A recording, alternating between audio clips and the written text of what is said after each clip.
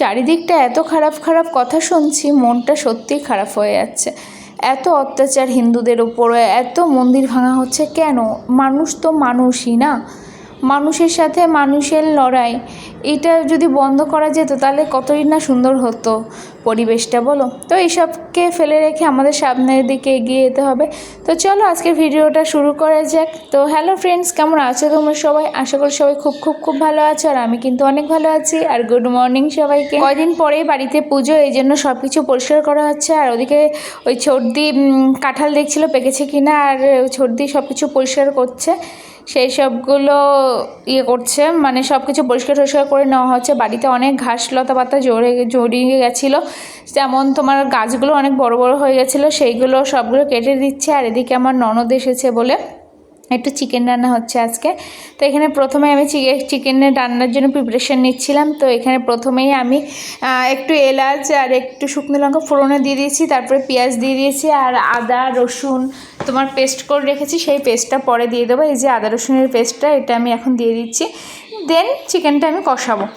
তারপরে ওদিকে তো ওরা কাজ করছিল, ওদেরকে চা করে দিলাম। চা করে দিয়ে আবার ওই ছোটদি আবার চা খায় না, ওনাকে সাজে পিসি, মানে আমরা অন্যান্য সাজে, তো আমরা সাজে পিসি বলি, আর আমার ছেলে ছোটদি বলে।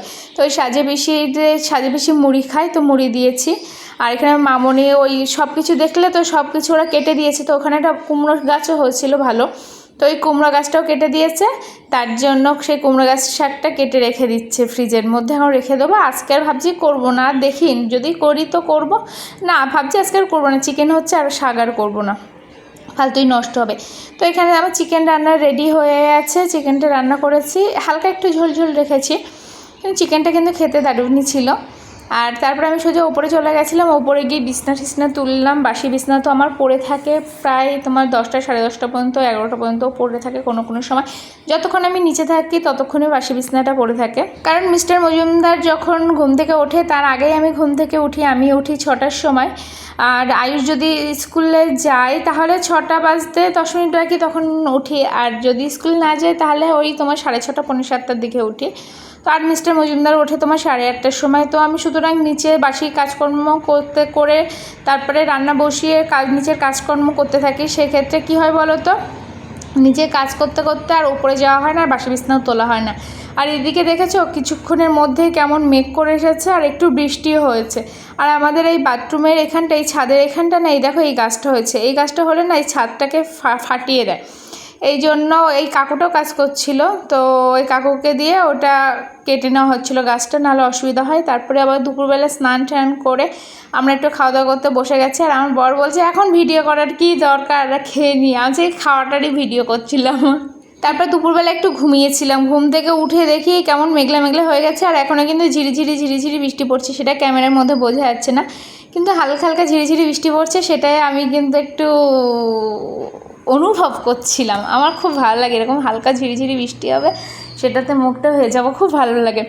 তো দেখছো কেমন মেঘলা মেঘলা ওয়েদার হয়ে গেছে। তারপরে আবার একটু বাজারে গেছিলাম, বাজারে গিয়ে সব মাসের মালগুলো নিয়ে আসা হয়েছে। সেই দেখো এখানে আমি শুধু বাতাসার ধূপটা নিয়ে এসেছি, আর বাকি যে মশলাপাতি সব আছে সেগুলো মিস্টার মজুমদার নিয়ে আসবে, মিস্টার মজুমদারের ব্যাগের মধ্যে। আর এখানে রাত্রেবেলা কি করেছিলাম বলো তো, এই যে এটা হলো সকালে রুটি খাওয়ার জন্য করেছিলাম। এখানে চিকেন আছে, আর তোমার ভেন্ডি সেদ্ধ দিয়েছিলাম। আর এখানে আমার ননদিনী কাঁঠাল খেতে ব্যস্ত, এই যে মেঘা এখন কাঁঠাল খাচ্ছে। বলছে কি আমি যখনই এটা ওটা খাবো, এটা ওটা করবো, তখনই আমাকে ক্যামেরার মধ্যে নেবে। আমি যখন একটু সেজে গুজে থাকি তখন ক্যামেরার মধ্যে নিতে পারো না, তখন একটু ভিডিও করতে পারো না, সেসবই বলছিল। তো আমি শুনছিলাম কাঁঠালটা কেমন খেতে, তো বলছে কাঁঠালটা ভালোই খেতে, আমাদের এই গাছের কাঁঠালটা ভালোই খেতে। তারপরে তো মিস্টার মজুমদার জিনিসপত্র নিয়ে এসেছে, আর আমি সেগুলো এখন ফ্রিজের মধ্যে ঢুকিয়ে রাখছিলাম। আর আয়ুষ ওদিকে টিভি দেখছিল, আর আমাদের এখনও খাওয়া দাওয়া হয়নি। এগুলো রেডি করে রেখে তারপরে খেতে বসে যাবো। মাসের মালটা একবারে আনা থাকলে কি সুবিধা হয় বলো তো, আর বারবার দোকান যেতে হয় না, তাও আবার মাসের শেষের দিকে আমার দোকানে দৌড়াতে হয় বারবারই। তো চলো ভিডিওটা আজ এখানে শেষ করি, ভিডিওটা আর বেশি বাড়াবো না। তো ভিডিওটা যদি ভালো লেগে থাকে প্লিজ লাইক কমেন্ট শেয়ার করো, আর যারা এখনও সাবস্ক্রাইব করোনি প্লিজ সাবস্ক্রাইব করে দিও। আর তোমরা আমাকে যারা অনেক অনেক অনেক ভালোবাসা দিচ্ছ তাদেরকেও অনেক অনেক অনেক ভালোবাসা। যারা বাজে বাজে কমেন্ট করো তাদেরকে বলছি প্লিজ এরকম বাজে কমেন্ট করো না, কারণ আমি কোনো বাজে ভিডিও করি না।